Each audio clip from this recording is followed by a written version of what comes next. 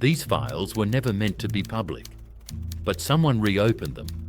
This is the Dark Bureau.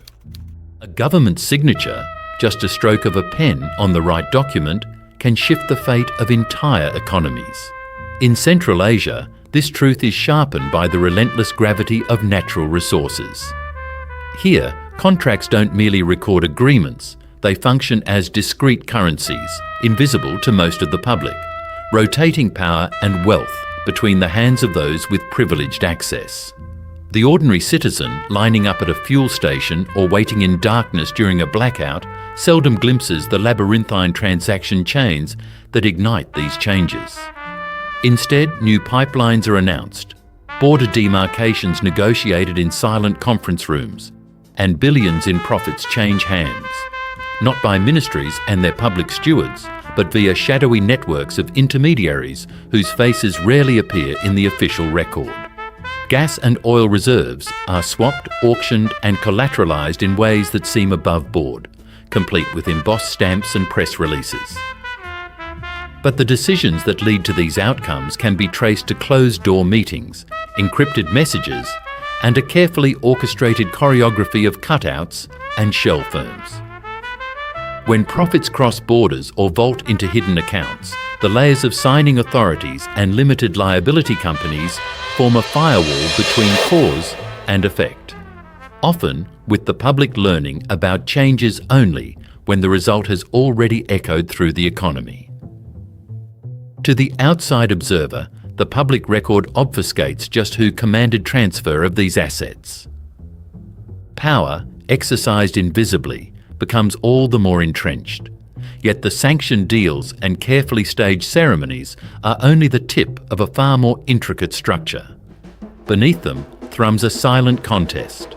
Those who wield influence decide who profits, who faces deprivation, and who escapes oversight entirely. For every policy debate and legislative reform projected to the world, there's a parallel process where informal actors crowd the levers of real authority.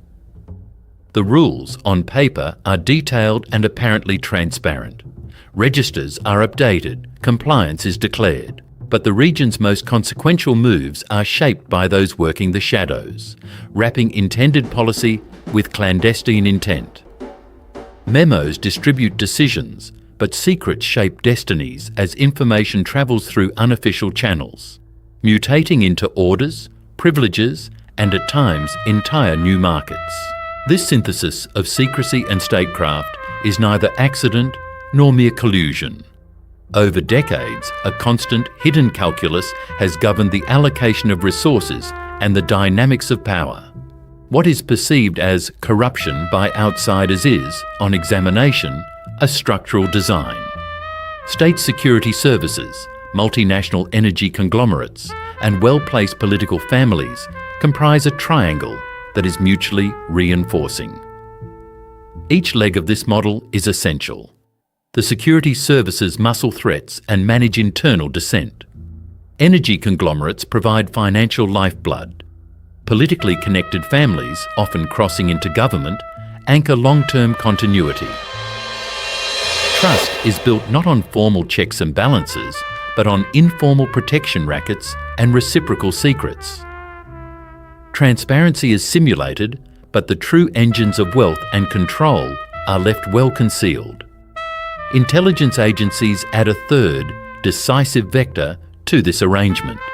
They operate behind every lucrative tender, measuring not only business risk, but also the loyalty and intentions of both allies and rivals. Networks of consultants, often with backgrounds in state intelligence, funnel both strategic information and capital across artificial boundaries, papering over competing interests with fresh corporate certificates and plausible deniability. In this system, competition is managed and rivalries containable, but only for as long as the game remains opaque. Every transaction, every appointment, every regulatory review conceals a matrix of negotiated outcomes, balancing internal threats with external scrutiny. Institutionally, the triangle's durability is ensured by its ability to adapt. Rules shift, just as international oversight closes in. New companies are registered when old ones become compromised. Directors step sideways into diplomatic roles or temporary exile. Successive waves of anti-corruption reforms have been introduced, often as performance for global financial watchdogs, but rarely have they landed above mid-level operators. Forensic accountants and investigative journalists, both domestic and foreign, spend years tracking the ripples of suspicious tenders or the sudden appearance of new advisory boards. Yet almost always find their work halted by legal barriers, sealed court transcripts, or the simple disappearance of key witnesses. Every scandal and subsequent collapse pries back the curtain, momentarily revealing the skeleton of this system. The patterns are familiar, iterative, abrupt state asset seizures, the dissolution and reincorporation of companies with generic names, the arrival of new owners who are themselves only proxies. Secrecy is not a byproduct. It is the very scaffolding of governance. This system is reflexively defensive, but also offensive, able to co-opt reformers and neutralise opposition with offers too complex or risky to refuse. A structural analysis shows that when one part of the triangle comes under stress, the others compensate. If an energy conglomerate faces allegations of fraud, supportive officials deflect inquiries, citing national security or foreign interference. If political pressure mounts, the intelligence arm leaks disinformation or manufactures legal peril for journalists. Even when international authorities press for cooperation, the triangle morphs. New faces, corporate shells, and shifting allegiances outpace regulatory capacity. The opacity becomes itself the most valuable asset. Nevertheless, external shocks have, on rare occasions, forced cracks into this wall of silence. In the early 2000s, a combination of global financial crisis, regional instability, and new international anti-money laundering conventions forced a recalculation. Rival elite blocs began probing for each other's weaknesses, commissioning leaks and orchestrating occasional defections. Disaffected insiders smuggled out case files and partial databases, offering glimpses into the designs that had previously appeared as isolated scandals. But as subsequent analysis showed, these were not the mistakes of individuals. They were emergent properties of the whole structure. The investigation into the system's workings grew more sophisticated, combining threads of financial forensics with classic journalistic shoe leather. Cross-border money transfers could sometimes be followed through a maze of shell firm registrations in offshore zones, encrypted email chains, and the sudden movement of directors between corporate and diplomatic posts. Timelines reveal how a state-backed energy entity, virtually unknown just a decade earlier, leveraged state credit guarantees and private inside information to scoop up national reserves at a fraction of their value. In each case, company filings cross jurisdictions. Directors tied to security services simply rotate into new roles after each reshuffle, ensuring continuity while obscuring ultimate control. Legal reforms advanced in the aftermath of major international scandals, but rarely with teeth. When foreign courts, prompted by whistleblower data or pressure from global watchdogs, demanded evidence, the response was measured and incomplete. Local authorities produced only what could not be denied, with the most sensitive evidence hidden behind claims of state privilege or national interest. Sanctions were announced, but the region's crucial position as a source of energy for strategic allies and rivals meant consequences rarely struck at the heart of the system. Instead, a dance of compliance emerged. Companies closed and reopened, boards dissolved, only to resurface, pristine, under new names. The human consequences of this model are long-term and corrosive.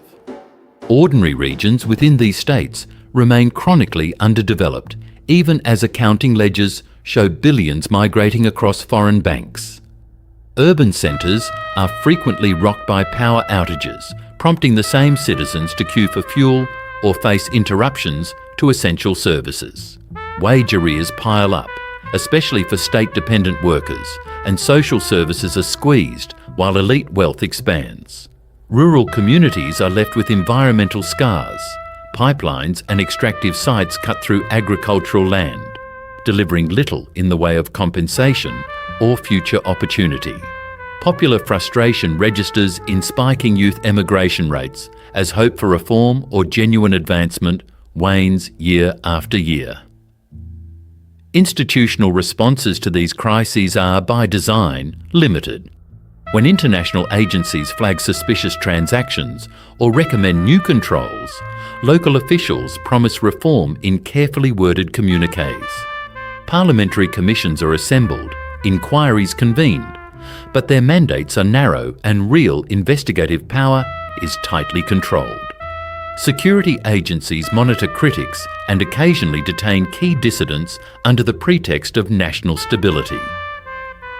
Legal challenges drag on for years, with few, if any, leading to convictions at senior levels. Despite mounting outside pressure, genuine accountability is elusive.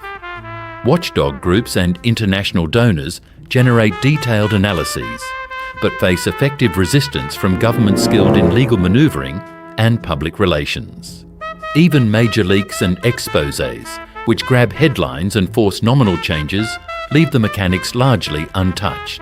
Each apparent concession, such as asset freezes or high-profile arrests, masks deeper adaptations. New intermediary companies appear. Regulatory frameworks shift just enough to confound outside investigators, and the web reknits itself as public attention drifts. Socially, the cost is much broader than lost funds. Political reforms stall, and reformers quickly vanish from mainstream debate, either co-opted, silenced, or forced abroad. Trust in public institutions deteriorates, the legitimacy of statehood itself coming into question as citizens confront a system designed for opacity. Many younger residents opt for outward migration, depriving their home countries of needed skills and momentum for change. Civic engagement declines, and with it, the prospects for future reform recede, reinforcing the stability and resilience of the original design. International partners, hoping for gradual transformation, are left with few levers as the interlocking triangle continually builds resistance to outside force. The shadow triangle, state, business, intelligence, remains imperfectly exposed but intensely persistent. The single most effective forces for transparency come not from dramatic leaks or scandal, but from the slow, methodical work of forensic analysts, freelance investigators, and transnational coalitions. Where pressure is systematic, cracks do appear, but almost always the greatest costs of exposure are borne by ordinary people, with architects shielded by the very design they maintain. The triangle endures by absorbing blows, reconfiguring with each new shock, and making accountability seem both necessary and impossibly out of reach. In conclusion, the most profound risk is not collapse, but adaptation. This self-healing structure acts as a prototype for kleptocratic governance worldwide. A fusion between criminal practice and statecraft conducted in plain sight, yet unassailable by normal reform.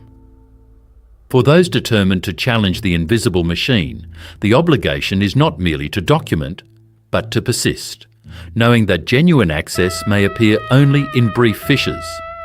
The model they fight, duplicated in different forms across borders, continues to evolve, casting a long and mutable shadow across Central Asia's future. The promise of change depends on those willing to seize those moments of exposure before the triangle closes itself once more.